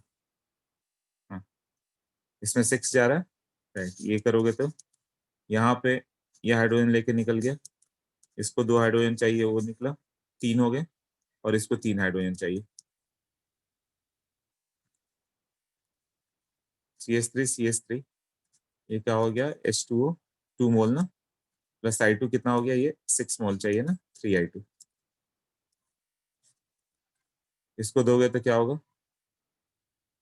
ये हाइड्रोजन लेके एलिमिनेट होगा यहाँ से, ये 2 हाइड्रोजन लेके एलिमिनेट हो गया वाटर में, इसको 2 हाइड्रोजन लेके ये भी एलिमिनेट हो गया बीच से, ये 3 हाइड्रोजन ले गया, और इसको 1 हाइड्रोजन चाहिए।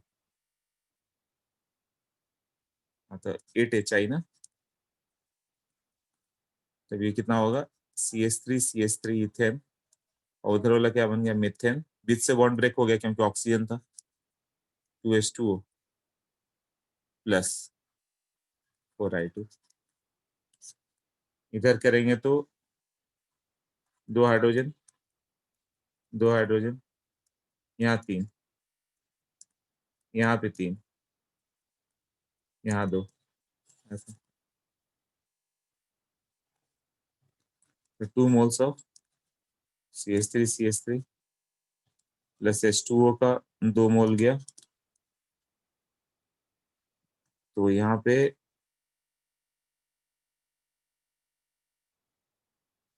12HI था ना, तो ये कितना आ जाएगा? 6I2। सबको क्लियर हो गया इतना?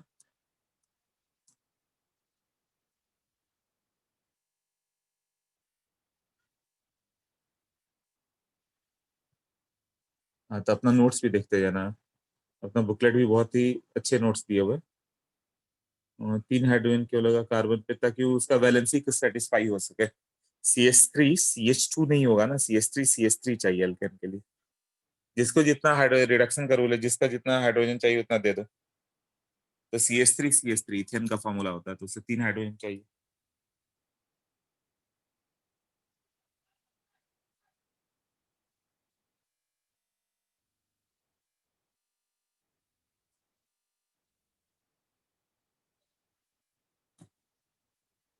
ओके,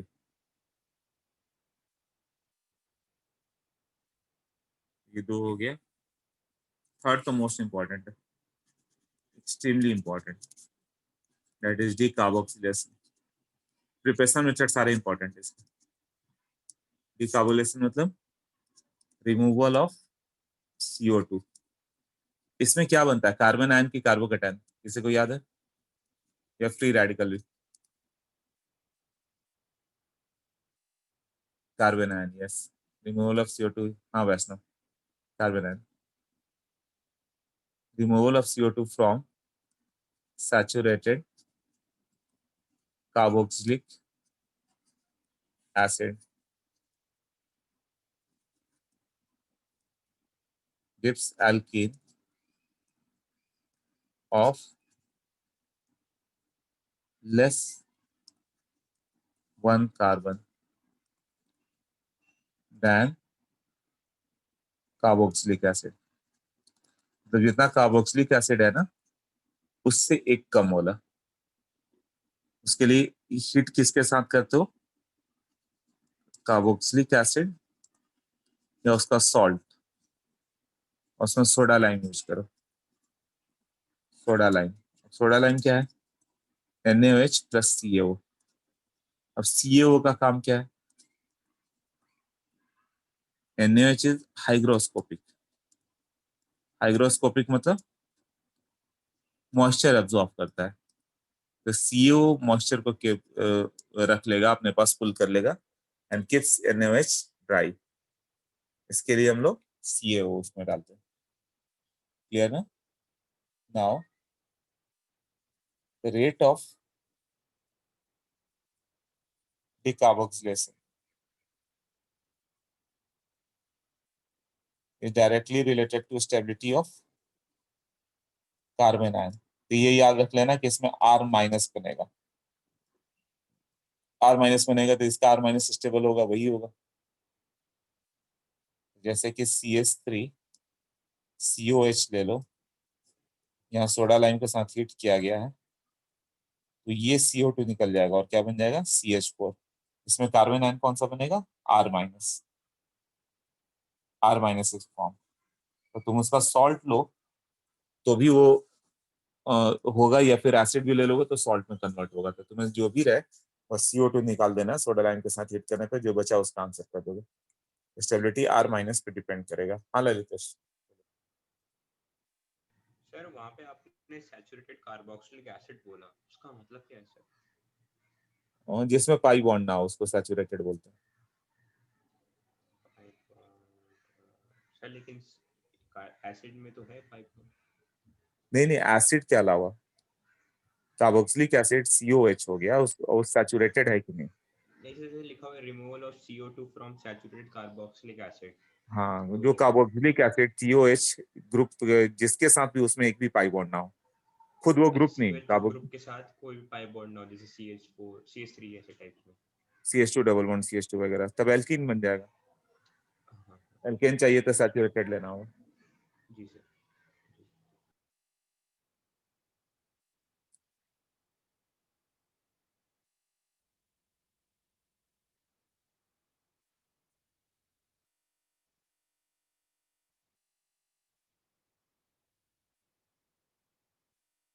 हाँ ये नहीं, ये यही पर आएगा R माइनस वाला।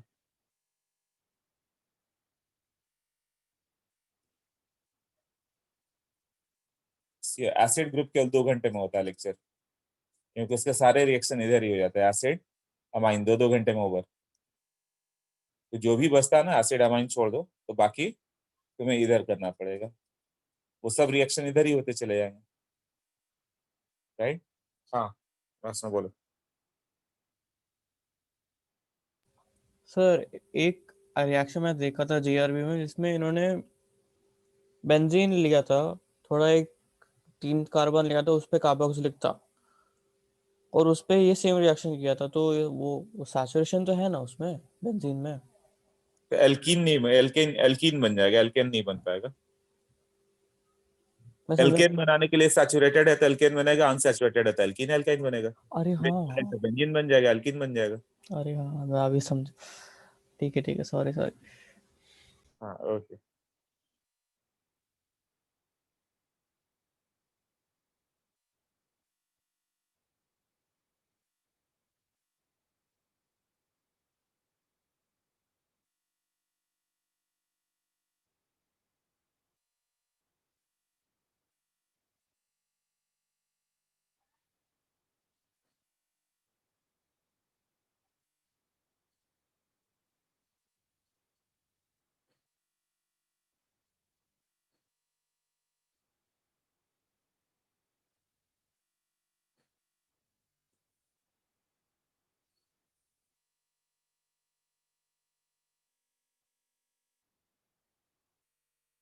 ओके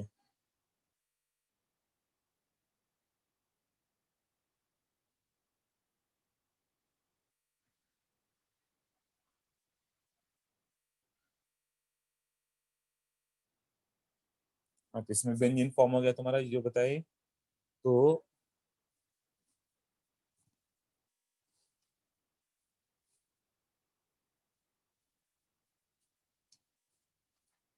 मैकेनिज्म पार्ट में जाओगे, होता क्या है कि CH3 COH सोडा लाइम के साथ हीट करोगे तो पहले तो CH3CONA बन जाएगा, पहले तो एसिड बेस न्यूट्रलाइजेशन CH3CONA मतलब NaOH के साथ ये रिएक्ट कर गया और H2O बन गया। नाउ CH3CO माइनस जो है वो इसमें से NaOH से जब रिएक्ट करेगा तो ये पार्ट जो है शिफ्ट करके ये जब शिफ्ट होगा तो यहाँ से ये CH3 माइनस में फॉर्म होगा। CH3 माइनस सब हीट बेस्ड रिएक्शन है और जो CH3 माइनस बना उसे वाटर से H प्लस मिलकर मीथेन आ जाएगा, CH4 बन जाएगा। तो बस तुम्हारे लिए ये कि R minus is form as a conjugate base नहीं बोलो, R minus is form as an intermediate.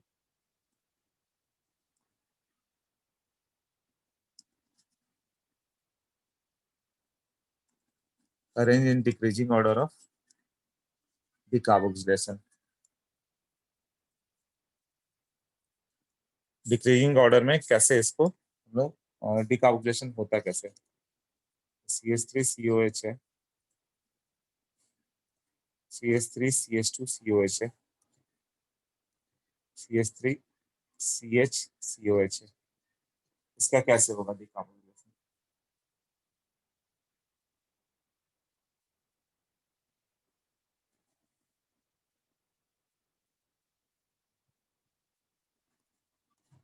ये फर्स्ट, सेकंड, थर्ड। तो तुम्हें क्या करना है? इंटरमीडिएट क्या बनेगा? R minus. इंटरमीडिएट के लिए क्या करना होगा? Remove COH।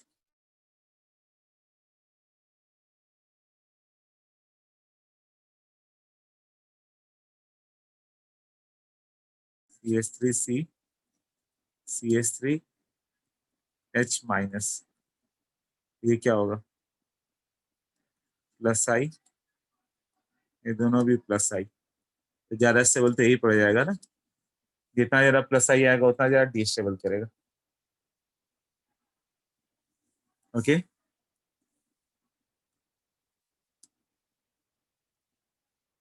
ठीक है, ABC राइट। इस पे एक और क्वेश्चन आता है, CH3CH2COH CH2 double bond CHCOH HC triple bond CCOH। हाँ, इसकी रिएक्टिविटी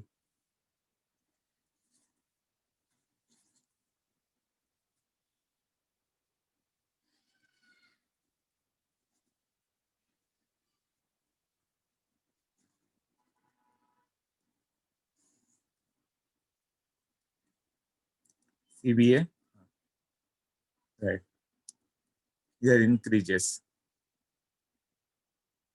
क्यों? HC ट्रिपल बॉन्ड C पे माइनस चार्ज मोर स्टेबल है, मोर इलेक्ट्रोनेगेटिव पे negative charge than double bond पे negative charge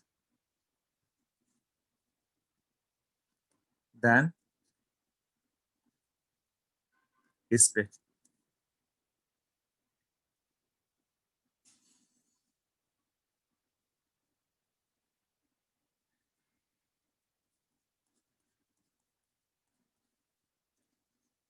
CH2COH NO2 CH2COH OCH3 CH3 CH2COH Cl CH2COH CH3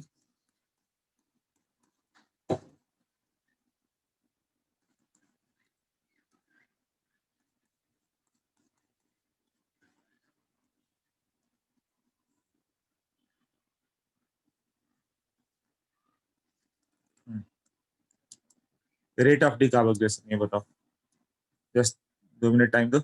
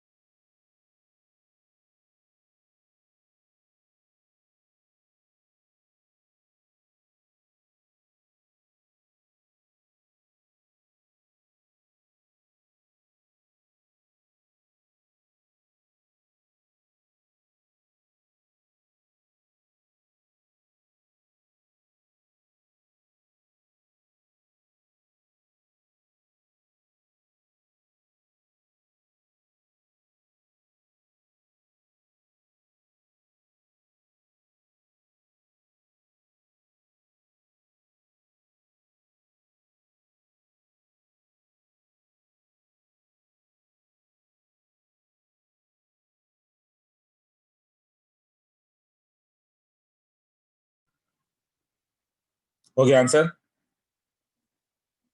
A greater than C then B. Rate of decarboxylation. ACF equal है okay EDB. Okay तो सब में तुम्हें क्या बनाना है? COH हटा दो, CH2 माइनस आ जाएगा, ये है ना?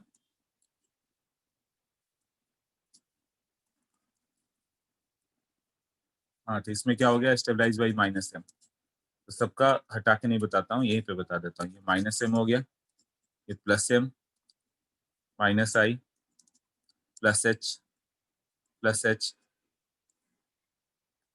माइनस आई. तो जो भी माइनस वाला जा रहा है स्टेबल करेगा. हाँ तो करेक्ट जा रहा था तुम लोग का ए, देन सी. अच्छा वो दोनों सेम कर दिया, मुझे एक मिटा करना था. ये यहाँ पे रखने वाला था. ओके यहाँ पे रख दे तो क्या होगा, इसीलिए तुमने इक्वल लिख दिया था. ठीक है तो उसका माइनस आई ज्यादा होगा. हाँ ए एफ देन सी आ जाता, राइट. फिर प्लस आई प्लस एच प्लस एम.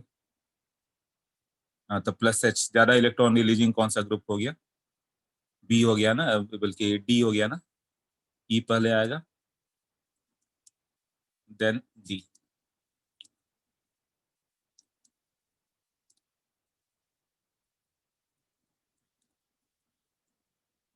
हाँ ई ग्रेटर देन डी.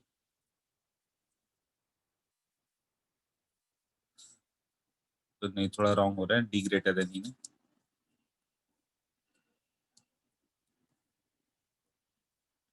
हाँ ये ई, ये डी. तो ये डी था ना, हाँ ये डी. ई तो डी में ज्यादा प्लस आई आएगा, plus I of D is greater than plus I of E, इसलिए वो बाद में गया.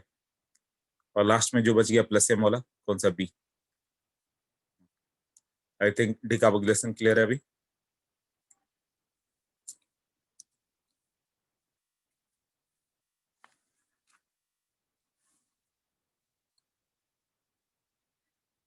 Okay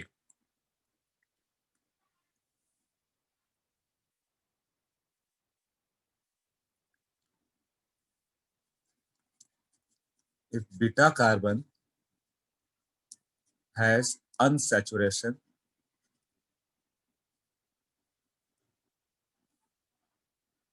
soda lime is not needed.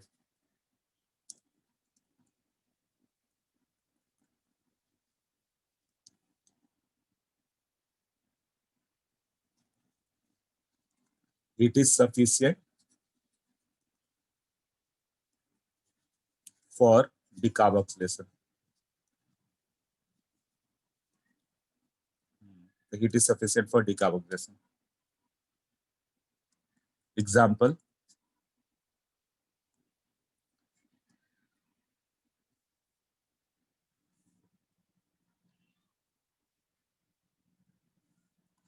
Number 1 beta keto acid, ये सबसे ज्यादा आता है.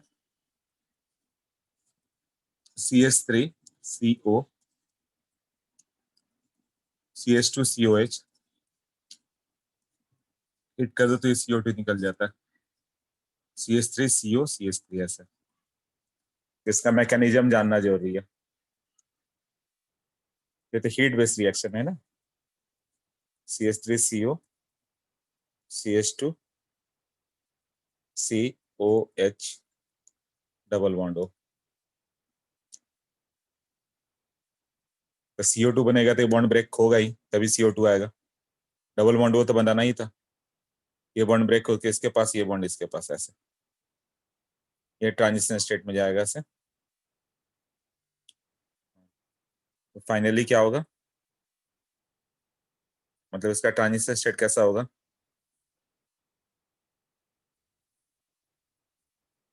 CH3C, ये डॉटेड बॉन्ड, ये डॉटेड बॉन्ड,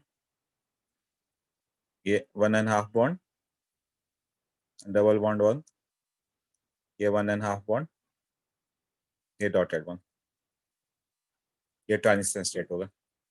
डीबीसी डीबीसी 3 जगह आ गया, बाकी 2 सिंगल बॉन्ड आ गए. यहाँ से this converts to CH3COH double bond CH2। अब ये इनॉल है, एक ही कार्बन पे इन और एक ही कार्बन पे ऑल, मतलब डबल बॉन्ड OH, तो कन्वर्ट्स टू कीटो।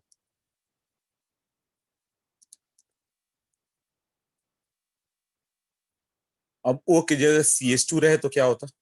CH3CO है ना, बीटा पे अनसैचुरेशन है, C डबल बॉन्ड O की जगह C डबल बॉन्ड यहाँ पे O की जगह ये आ जाए NH या CH2, तब क्या होगा प्रोडक्ट? वो बताओ क्या करोगे?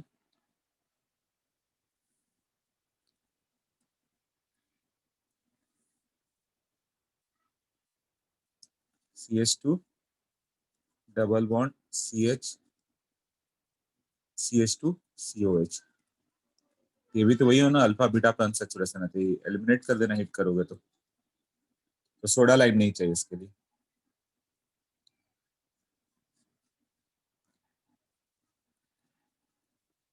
ऐसे रहे तो क्या प्रोडक्ट होगा?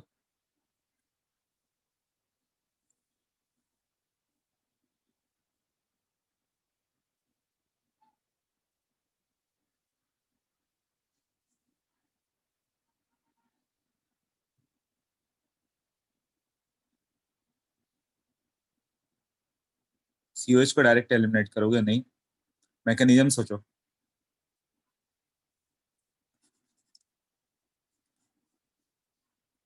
यहाँ डबल बॉन्ड है तो मैकेनिज्म से करना पड़ जाएगा तुम्हें।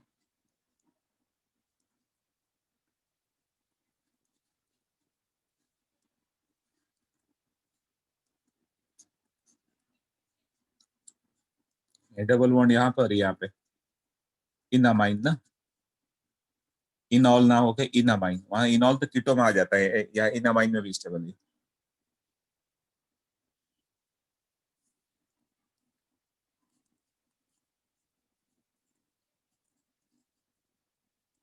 तो इसका क्या प्रोडक्ट आएगा? इसको हिट कर दे तो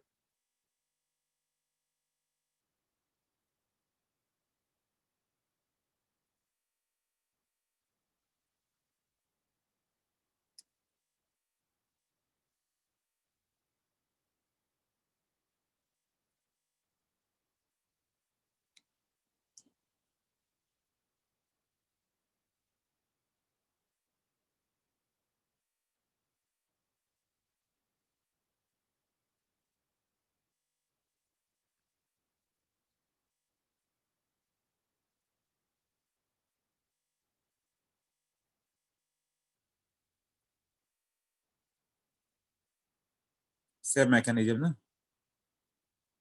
ये एलिमिनेट हो गया, ये इधर आएगा और ये इधर,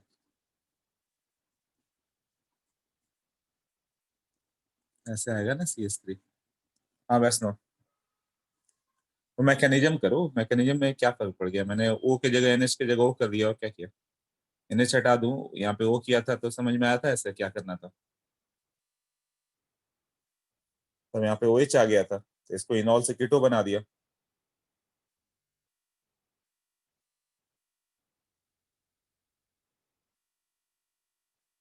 बट जब इनॉल है ही नहीं तो उसको कीटो क्यों बनाओगे? इनॉल का कीटो बनता है ना। यहाँ जब NH है तो उसका इन अमाइन फॉर्म ही ज्यादा स्टेबल है।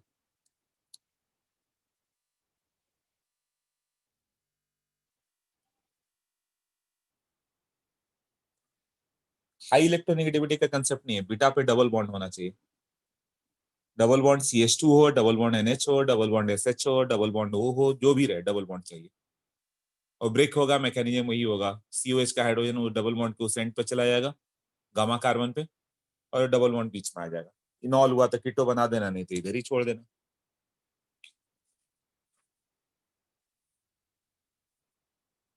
ओके,